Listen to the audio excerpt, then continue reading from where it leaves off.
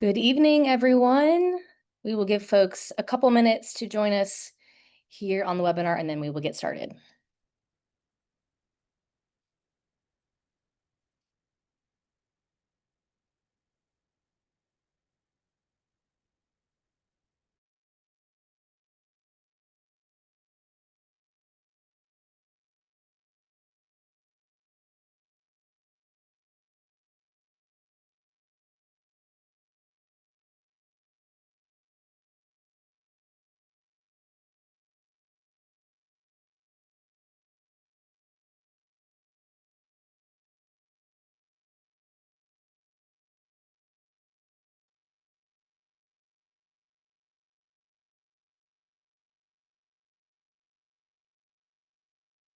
All right. Well, I know we may have a few others trickle in, which is just fine. But for the sake of time, we will go ahead and get our presentation kicked off. Good evening, everyone. My name is Casey Ford, and I serve as the interim director for student transitions in the Center for Student Leadership and Engagement. Part of that role includes supporting Clemson parents and families. And so as a part of this summer, as a part of the orientation experience, we know that there are a couple options for you all to be engaged this summer.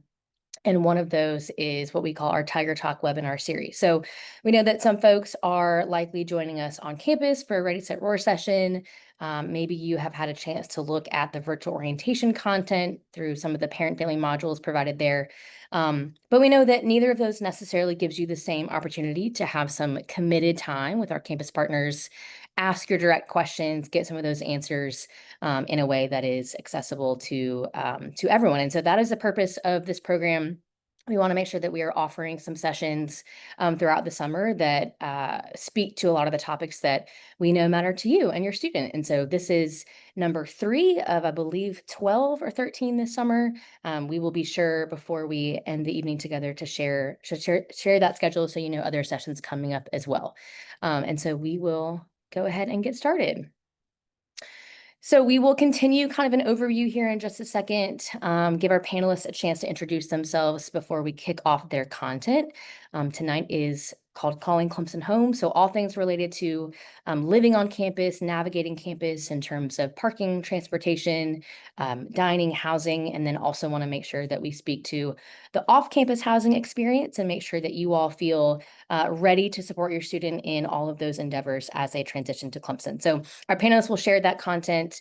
We will field some questions and answers, and then be sure to save some time at the end to answer any leftover before we wrap up with some closing remarks. I'm confident that all of you are more comfortable with Zoom than you ever wanted to be, but just a reminder that this is a Zoom webinar format, so a little bit different than kind of your typical Zoom meeting format. You will notice that audio and video has been muted for you all as participants. Hopefully you're only seeing our faces on the screen. That is intentional just to make sure that we can be super intentional in getting through our content and making sure that panelists have the chance to share all that they have to share with you. We would also ask that you use the Q&A tool to submit your questions. So you'll see on your toolbar at the bottom there a little question and answer button. That is going to be the best way to filter any and all questions to us as panelists and make sure that we all have a chance to kind of tag team and get those answered. There are a couple other features on there. I know that there's a hand raise tool. Just know that we don't have a great way to field those specifically. And so if you have a question or something comes up in a presentation that you need clarity on, we would again ask that you just use that Q&A button. And then we will use the chat to share out any links or relevant resources to accompany what we are talking about. Finally, you will notice that this is being recorded and transcribed. So if there's something that comes up, we got a lot of content that we're going to share tonight. If there's something that comes up a little quickly or you want to go back and reference it, know that this will be recorded. Give us a couple days to get that kind of process and published in all of our various places. And then we will share out that recording through the Clemson Parent and Family Experience portal within the next week. All right. And with that, I will transition over to our panelists to introduce themselves. Hello, everyone. My name is Lisa Evinger. I'm our Assistant Vice President for the Residential Experience. Hi, I'm Mason. I am the TDM coordinator for parking and transportation for Clemson University. And hello, I'm Jared Heydrich. I'm the director for the Office of Advocacy and Success which houses off-campus student services and serve as an assistant dean of students. Awesome. And then kicking off our presentation tonight is Lisa with Clemson Home. Excited to speak to you all tonight about the on-campus living experience. You and your student are probably already aware of where they will be living on campus this fall and are probably eagerly anticipating their arrival. We are not showing any rooms during the summer, but we have a great bank of pictures and videos on our website under each of the specific housing areas. So please feel free to check that out, as well as common measurements and other things that you might do to prepare yourself to arrive to campus. Next slide. When your student gets here, we have planned a very intentional experience for them. We believe that living on campus offers students the opportunity to explore who they are, connect meaningfully with others, engage academically, and lead as global citizens. Next slide, please.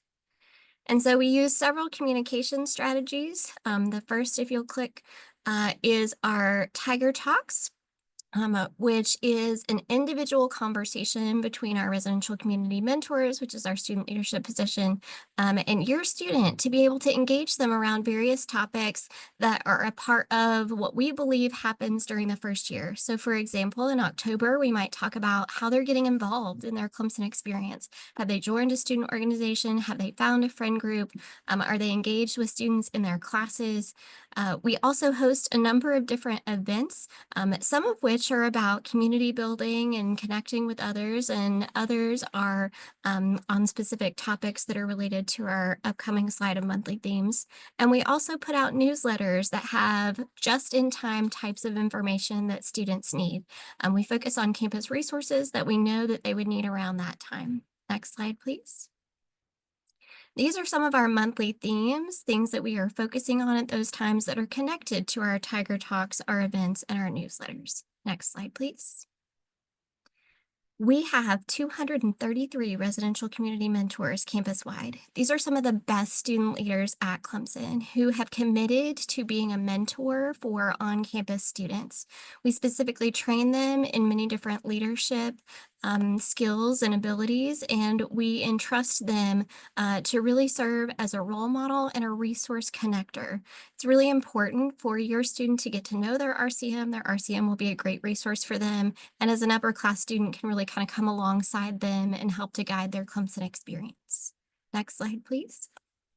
We also have a whole lot of other staff who are part of our residential communities. We have master's level community directors who supervise each area, as well as graduate community directors who most of are in a higher ed master's program and are interested in professionally working in college and university environments. We have also hired 2 clinical mental health graduate students who work as an extension of Jared's office, providing support for residential students. And he'll describe much more about what the Office of Advocacy and Success provides, but specifically they also work further with housing students on mediation needs. And so they are trained by our Ombuds office to do formal mediation, and also are involved in some of the events that we do that are based on mental health related programming. Next slide, please. Of course, your student very likely has a roommate unless they happen to have selected a single room on campus. And so we do encourage them to reach out to one another over the summer and just start to get to know one another. It's important to establish some expectations up front about what they want the living environment to be like and how they'll navigate that together. Strong communication skills, as well as the ability to navigate conflict, are really important in shared living environments. We hope that they're coming with some of those skills, or that they'll learn them as they go. But again, if not, we have staff who are here to help. So at any time, they can reach out to us and we can provide some additional assistance. Next slide, please. Students who live on campus are required to have a meal plan, but we also sell meal plans to students who live off campus who might want a commuter plan. So if your student is living at home and coming to campus, would like to eat in our dining halls or retail spaces, there are specific block plans that are available to them. When you look at the different plans that we have available, you'll see that there are meal swipes included that can be used at any of our all you care to eat dining halls. We do have 3 on campus at the Dish, Letter, and the hub. And then PAW points are essentially campus dining dollars. 1 PAW point equals $1 to be spent at any of our retail locations. Next slide, please. Our dining information is available online. There is lots that you can see on our Campus Dish website. One of my favorite components is that you can actually see the menu for the meal that you might be headed to eat and choose which dining hall you prefer to eat in. So please feel free to check out our information online. Next slide, please. We also have a lot of different programs and services. Specifically, I'd like to highlight our Dining Advisory Board, which is a way for students to get involved with providing feedback to our Aramark team and shaping the future of dining at Clemson. And also our health and wellness programming that Hannah Scott is responsible for. She is a registered dietitian. She can work directly with students who have specific needs, whether that's navigating specific nutritional needs or perhaps they have some sort of allergy or intolerance, and they're trying to figure out how to go to the dining hall and eat things that are right for them. Hannah will even walk students directly through our facilities, show them how to read all of our available signage that provides nutrition information, and make sure that they are able to successfully navigate that location. Next slide, please. We do have a large number of retail spaces on campus. Every year, students use their PAW points very quickly at those locations. We do offer additional PAW point purchase promotions. So if you're just not sure which plan your student should have, it's still possible to change that in the portal until we send those over to the student's bill. Please do know that you can always purchase PAW points later, and there's a specific week in the fall and a specific week in the spring that those are offered at 10% off. Next slide, please. Finally, I know that you're ready to get to campus, and we are not quite ready for you yet, but we will be in just a few weeks. So August 12th through 16th is when students can select their move-in appointments depending on the 12th specifically for our students in Panelists recruitment, and the 13th through 16th for all other students. They are able to select those in the portal now. So if your student has not already chosen, please make sure that they do that, and they can reschedule if by chance they have not gotten the appointment that they need. They can drop that one and pick up another. But please make sure that when we send out our guide that you read it entirely. Our group has put together a fantastic informational guide on everything that you need to know for move-in, and it will walk you step by step through the process. We'll be there to smile, greet you, make sure that you get your key, unload successfully. We can't wait until you arrive in August. Thanks, Casey. All right. Thank you, Lisa. And next up is Parking and Transportation Services with Mason. Welcome, everybody. Glad to see everybody on campus soon. Get rid of all the summer camps. Bring the college students back in, all the future Tigers and current Tigers.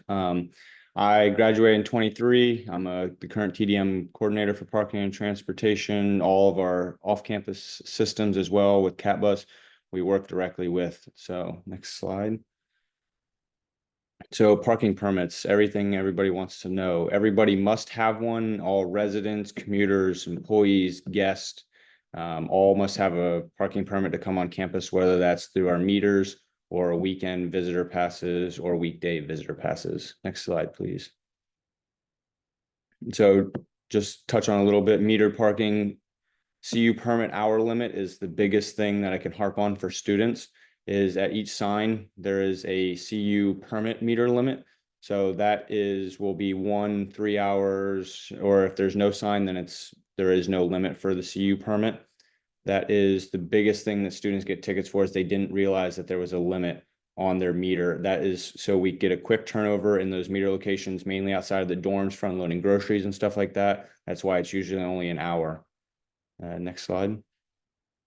Visitor parking. So coming to visit your student, you can use one of two options. We do the weekend or weekday visitor permits, or if you're just here for an hour, dropping something off, picking your student up, you're welcome to use any of the metered spots as well. And then you have the other side of it. As a visitor, you have a little bit longer limit in case you're getting lunch with your student or something like that. Next slide. Student parking permits. We'll touch on the residents and a little bit of the costs when they go on sale. So student permits are $200 for the entire school year. They are prorated the 16th of every month. So what we like to recommend is if you're on the edge about bringing a permit or bringing a car to campus, wait till the spring semester, see if you can survive the fall semester, and the permit will get cheaper the 16th of every month. So we recommend buying around Christmas time to bring your car in the spring if you realize you can't live without it. Permits never sell out. We sell our residents 1-to-1. So you don't have to worry about, hey, I didn't get a parking permit this year. I can't bring a car. What can I do? We never sell out a permit, so there's no rush to get the permits. Next slide. Permits go on sale the week of July 21st, all online after your housing assignment. So we only allow you to buy the permit that you are assigned your housing to, or for the housing you are assigned. So you don't have to worry about buying the wrong permit or worrying about the student getting the permit for West Campus when you're an East resident or anything like that. Your permit is completely virtual, so it will be your license plate, which is a great thing. So you don't have to worry about purchasing it 2 weeks in advance and shipping it home. You can buy it just before you bring your car, and make sure you enter the correct license plate for the car you're bringing. If you do need to change that license plate, you can always give our office a call and they'll be happy to do that over the phone. Next slide, please. Like I already said, resident parking, all students are 202 annual for the school year. That is, and those are just the list of lots for each resident. So each resident will be the high rises, low rises. West resident would be core campus, shoe boxes, if you might have heard them called that, Champs, any of the stadium suites. Douthit has their own magenta lines, which are all those parking lots listed. And I have a nice campus map at the end of this. And then community streets and Thornhill are there is no select lots for them. What's new for Thornhill this year is R1 extension is the overflow. So if there's a lot of guests in town in those spots, which they shouldn't, we limit those numbers of sales during flow times like football. But R1 extension is an overflow lot for Thornhill this year. We previously had it as R10, but R1 extension, which is Old Kite Hill, for if there's any people that remember that, will be for them. And Lightsey has all of their same lots as they did last year. Next slide, please. After hours parking, a great thing for grocery shopping, or you have to unload something from your car or anything like that. Anything after 7 p.m. Monday through Friday, residents are allowed to park in unrestricted employees. So we have some employee spaces in the lots that are 24-hour employees. Those are the restricted spaces that we're talking about that they cannot park in after 7 p.m. on Monday through Thursday, and after 4:30 p.m. Friday to 7 a.m. Monday. But they can park on the unrestricted employee spots. So do your grocery shopping in between those times, so you don't have to park in the bar parking lots and walk your groceries all the way, and you can park a lot closer to your building. You don't have to pay the meter. You can just use one of the green spaces on campus, as long as it doesn't say 24-hour employee in the space. Next slide, please. Everybody's favorite slide, parking citations. If you follow all the rules, parking where you're supposed to park and the lines, pay the meter, this slide you don't have to worry about. It's just nice to note that for anything but a tow ticket, it's 50% if you pay within the first 15 calendar days. That first 15, we get this question a lot, is if you do appeal the ticket, that 15 days goes on hold, so you don't have to worry about getting it appealed and stuff like that before the 15 days. Once the appeal starts, those 15 days go on hold. So you don't have to worry about the discount running out just because you appealed the ticket. Next slide, please. And we'll talk a little bit about buses for those not bringing cars or not wanting to move cars and still want to use buses on campus. So this is our on-campus transit, more leaning towards our commuter students. But residents do utilize these routes as well. The orange and purple route are more of the west side of campus, serving the athletic district, and the southwest side of campus down at the bottom of the hill. And then the blue route will be more of the East Campus students, the Thornhill, high-rise East residents, and that drops you off behind the library. And the purple and orange drop you off right next to Tillman and Brackett Hall. Next slide, please.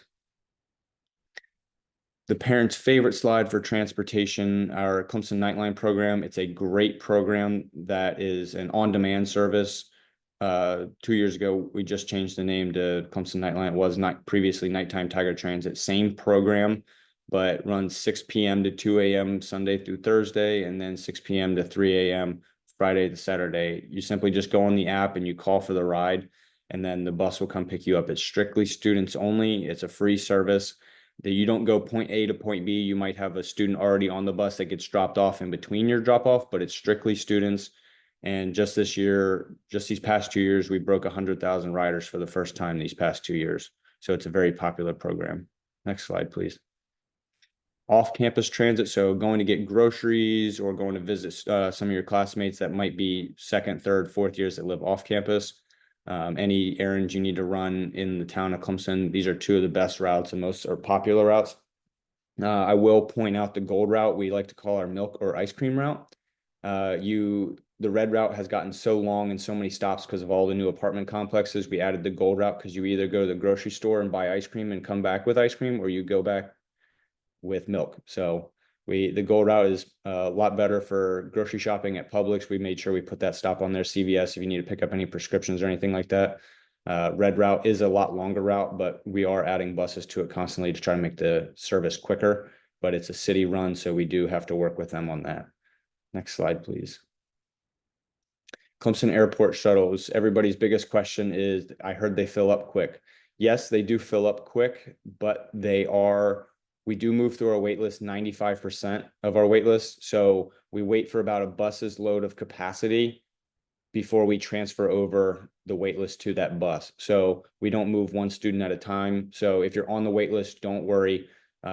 We do move through the wait list pretty heavily. And if you're still on the wait list getting close to the airport, you can send us an email and we'll let you know usually the date of when we'll start moving more people over on another bus. Next slide, please. So if you're not traveling during a university holiday and the airport shuttles aren't running when your student needs to travel to the airport, this route is a great route to use. It goes to our CUI car center located off I-85. It's about a 10-minute Uber to the airport. And we also have the Clemson Greenlink, or the City of Greenville Greenlink bus that connects to this campus that will take you into downtown Greenville to do shopping, restaurants, and all that stuff as well. So you do have to make a connection, but instead of Ubering all the way from Clemson or not having any transportation, this is a great bus to use. It's free as well to all students, but it's the only bus they actually have to tap their CUID on. All the other buses, they just hop on. Next slide, please. Just a little bit what I talked about, the travel through Greenville. So you take that CUI car bus to the CUI car center in Greenville, and then you could hop on the Green Link that will take you into the city as well. Next slide, please.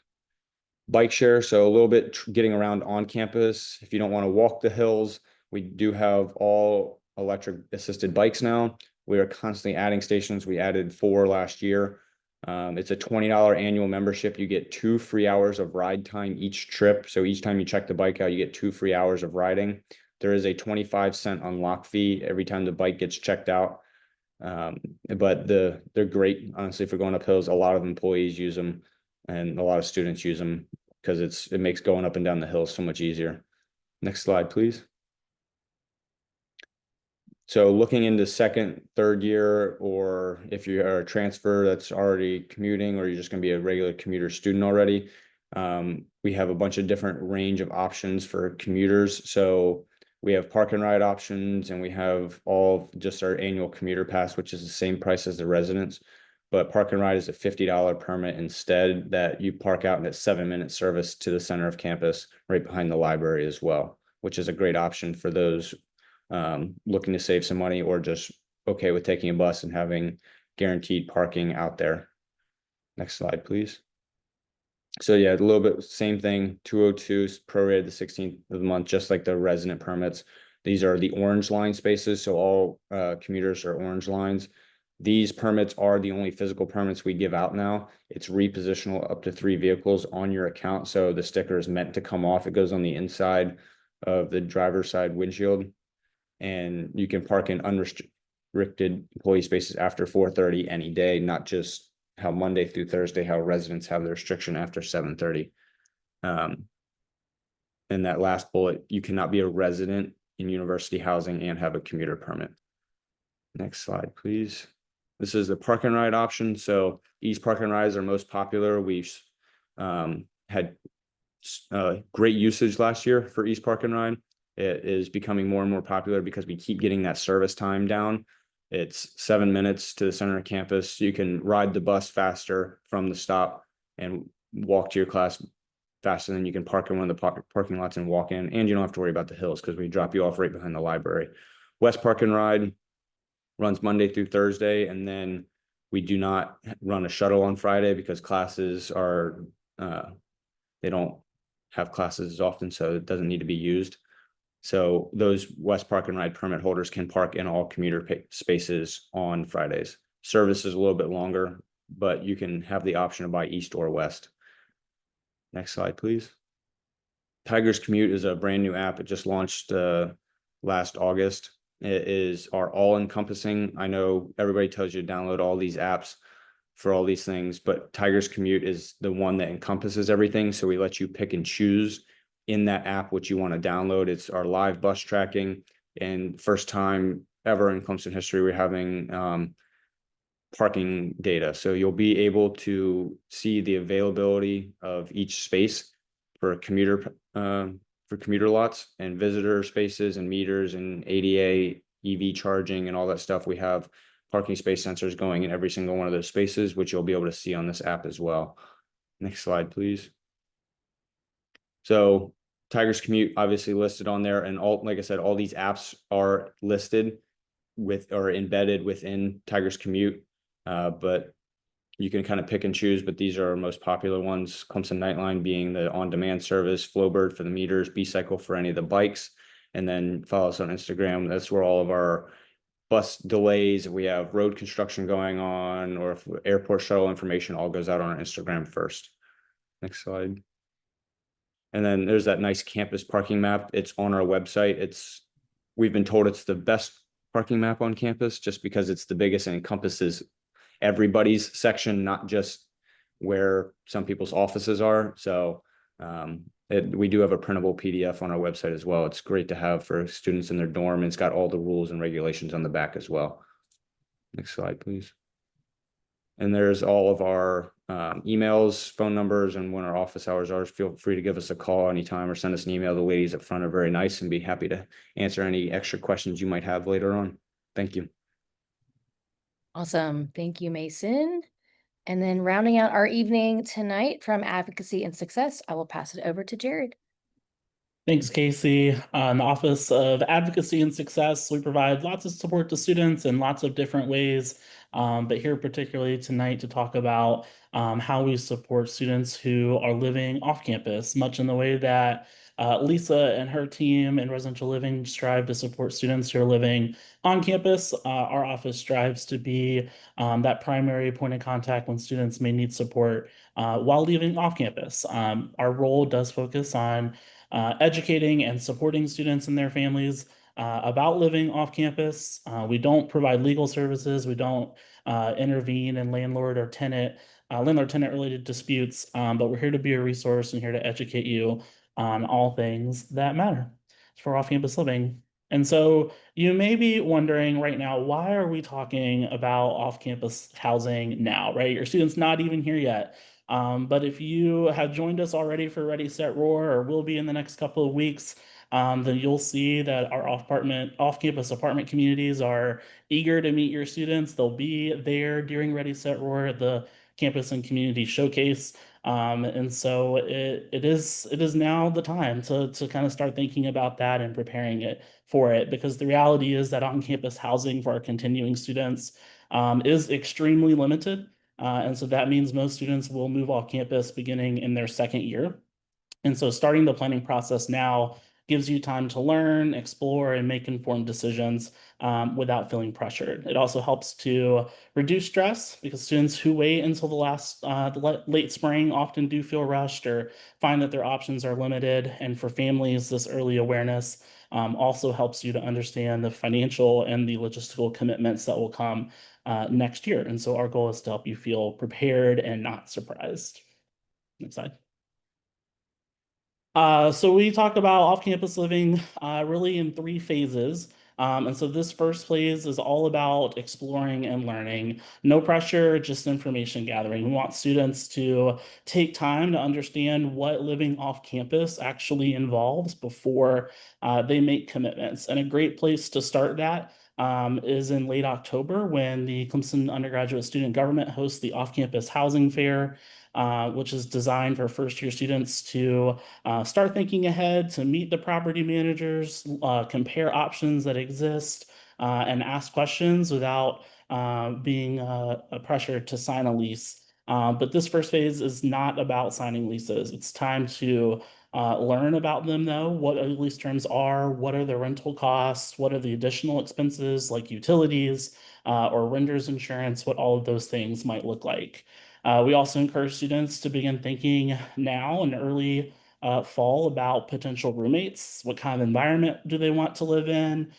Who shares their habits, their communication styles? Because having these conversations early can help prevent conflict later. And most importantly, we want to be clear there's no need to rush. Taking time now leads to better, more informed decisions later. And just because you can sign a lease early doesn't mean that you should.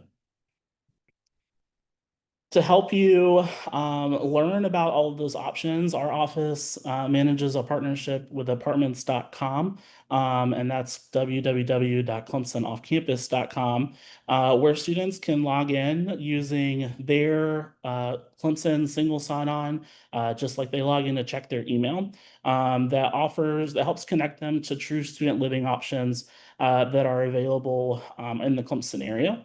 It also helps students identify housing in our Greenville areas and our Charleston areas, because many times we have students who maybe are like our nursing program taking classes in Greenville, or many of our architecture students may spend a semester down in Charleston. And so also finding housing in those areas when that time comes, this website is available. You can go to the next slide. And so you can also create an account as a family member by creating a guest account, and that's free. And again, this helps you to find those options that are specifically student living. And just like you would navigate the regular apartment.com is the way that you would navigate this one. And so there are options to filter things like the distance to campus, the price range, maybe the amenities that your student is looking for, or even transit options. This will help you to find options that are along a CAT bus route, or many of our off-campus communities that maybe aren't on a CAT bus route may offer their own shuttle services to and from their communities to campus, which drop off in the Bryan Mall area.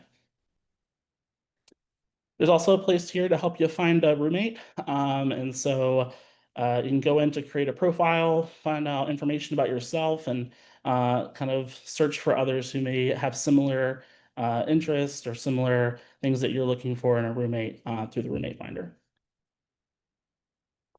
That second phase is when students really start to narrow down their options and get serious about where they want to live.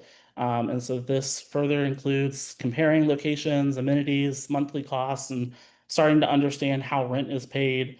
Most properties will require monthly payments directly to the landlord or the property manager. And many may also require a cosigner. And so that may be you as a parent or guardian. And so that's something to start thinking about early as well. Students should also be carefully considering lease terms, including whether that's a year-round lease or maybe a lease that goes 9 or 10 months but doesn't offer them summer. Be sure to pay attention to lease terms about subletting. Many apartment complexes don't allow subletting, but some may, and so make sure you pay attention to those things, or even how we might break a lease if for some reason you needed to no longer live there, because that can be tricky to navigate later. Transportation and safety are also key things that folks are looking into. So how can they reliably get to campus? Is that area well lit? Do they feel safe or secure in those areas? These details are just as important when you're thinking about maybe the rent payment or how big the apartment is. At this point, we also encourage students to really start having serious conversations with roommates and potential roommates about lifestyle, expectations, and communication. We do like to remind folks that living with friends is one thing, but living well together is another. So that's something to take into account as you're planning for who you want to live with. Once they've found a place, they've maybe found those roommates, they're usually ready to submit that rental application. And we always remind students to read the lease thoroughly before they sign it, and ask questions if something doesn't make sense. You might even also consider going to have a lease reviewed by maybe a lawyer in your community. Our office can help connect you to legal services, and undergraduate student government does offer free legal services for a one-time consultation with an attorney in the area, and we can help students make that connection. Because once they do sign that lease, it is a binding legal agreement, and it is much harder to undo. And so we want to avoid making rush decisions and making those informed decisions. And finally, the third phase, once they've signed that lease, this is where the real planning begins. And this is about getting ready to live independently. First, students should build a realistic budget that includes not only rent, but also things like grocery and transportation costs. Maybe they'll have to pay for internet or certain utilities, and also the unexpected expenses that come with living independently off campus. We want to remind students and families that they'll also need to be financially prepared for upfront costs for things like security deposits, potentially also first month's rent, or even if it is an unfurnished apartment, furnishing that first off-campus apartment can also be costly. So it may be helpful to start planning for those sorts of financial commitments now. Next, you'll also want to set up utilities. Maybe that's water or power, the internet, or purchase renter's insurance. So that'll require students to think about who's going to put their name on that utility. How might they share that cost with their roommates? Those are important things to think about as well. Renter's insurance, we cannot stress enough, is important to get. Many of the off-campus apartments do require it. And so it's also important to consider or look at those leases and to look at those lease terms to make sure that the renter's insurance that you are getting is matching maybe the requirements that that community or that landlord is specifying in the lease terms. We also encourage students to take time to learn about their rights and their responsibilities as tenants. And so beyond learning about lease terms, how do you make maintenance requests? What are your responsibilities or obligations throughout the rental period to keep the place clean? If there are things maybe outdoors for maybe if it snows in the winter time, and we're blessed with that here in Clemson, who's going to clean off that snow in the areas that lead up to their apartments or their off-campus homes? All important things to think about. And finally, choosing to live off campus also means becoming a member of our broader Clemson community, or one of our other municipalities like Central or Pendleton. And so students need to understand what it means to live in those communities. What are the local laws that exist in those areas? Be aware of noise, trash guidelines, learn when they learn what it means to be a good neighbor, especially if they're living in a house or a smaller rental property in one of our residential neighborhoods. And one of the most frequently asked questions that our office gets from families as they're preparing to live off campus is, how do students pay for living off campus? And so here, these fees, where this year you're going to pay those fees directly to the university, off campus rent is paid directly to landlords or property managers. And so that may mean that your student needs to have those funds in hand each month. Some properties may even require a bulk payment at the beginning of a semester. So again, it's important to look at those lease terms. For students who receive financial aid, scholarships, or loans that are in excess of their tuition and fees, those extra funds may be refunded, and those can be used towards rent and living expenses. But it is important to note that that money may not arrive before your first rent or security deposit is due. And so you may also need to make a plan before you're able to get that refund. So we encourage students to plan early, make a budget. If you're going to get a multi-$1,000 refund in January, how are you going to make that last until May? And also consider a mix of other resources like finding part-time work, savings, or how you may be able to rely on family to support their monthly or meet their monthly obligations. And our office can also help students with budgeting tools, connect them to a financial coach who can help them learn budgeting so that they're thinking realistically and about affordability. And folks are always welcome to reach out to our office, to myself, or to our assistant director who provides support for our off-campus students, Stephen Groves, and we're always happy to talk with families and students one-on-one. Awesome. Thank you, Jared. All right. I know our panelists have been hard at work getting these questions answered. I'm just going to take a few minutes to scroll through what we have submitted and see if there are any good for the group here.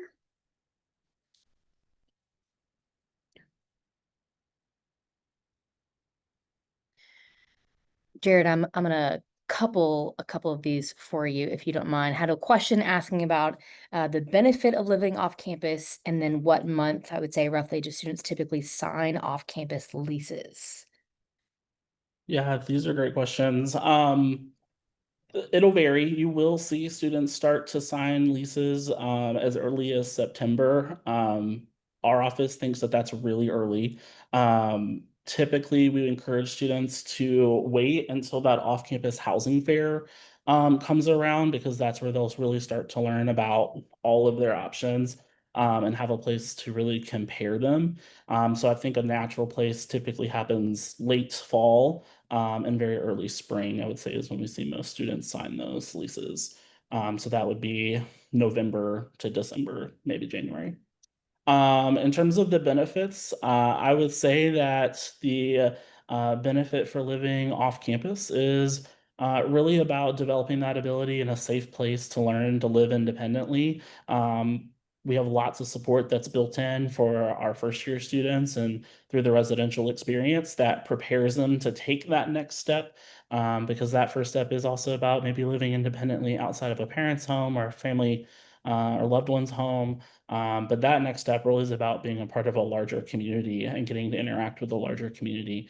And so I would say that's probably the biggest benefit for our students. I would just echo what Jared shared and just add on a bit of a plug kind of for our team as well. Part of the Center for Student Leadership and Engagement, and part of what we really try to create for students is a culture of service among Clemson students, and really think it's valuable to understand what it means to be, a student on campus, like we've talked about, and what it means to be part of that community. But then again, as Jared shared, what it means to be a part of the city of Clemson and kind of that beyond campus community. And so I think certainly living on campus gives students a different perspective of what that community is, and what it means to invest and serve in spaces that are outside of the physical campus as well. All right, I know we fielded a couple. It looks like Riley may have answered one that I think might be helpful for the group to hear. I had a question about what if I'm seeing sessions that are full in terms of the Ready, Set, Roar experience. So the Ready, Set, Roar kind of in-person orientation experience that you've heard a few of us mention tonight is based on academic college, so based on your student's major. And we offer one session in June and then one in July connected to that major in that program. And so while we really love that experience and really love for you all to have the chance to come to campus, we also unfortunately cannot accommodate everyone on campus for each of those sessions. And so if your student is looking at that admitted student portal, looking at the orientation tab, and not seeing an option for either of those Ready, Set, Roar sessions, it is very likely that those are full. So that again is likely the case there. We do sometimes have cancellations for those, and so our best recommendation would be to keep checking back when those do happen. That availability automatically immediately changes on your portal, and so at any point your student would be able to see if that is going to be an option. That's why you are likely seeing that. Biomedical engineering. Okay, so I can tell you with full confidence that both of our College of Engineering, Computing, and Applied Sciences sessions are full at this point. But again, would just recommend kind of checking back to see if that occupancy or availability, excuse me, changes. Let's see a few others here.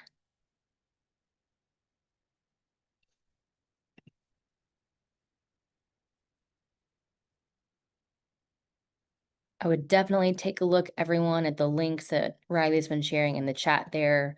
Certainly some good resources to pin for later on in the process. I think Lisa is taking a couple final questions here about on-campus housing. And I think that that pretty well wraps us up. We've got a couple more minutes, so if you think of something, certainly feel free to submit that in the question and answer tool. In the meantime, just want to end with some final reminders. This session, again, as I mentioned in the beginning, has been recorded. And so as we wrap up tonight, and this gets processed, we will publish that on our Clemson Family Programs YouTube page. Riley, if you don't mind sending that in the chat, that will take you to where we post this video along with all other Tiger Talks. So you'll see on that page kind of a playlist of our 2025 Tiger Talk webinars and where that has existed the last couple of summers. And so we will post it there and then share out that link through the Clemson Parent and Family Experience portal.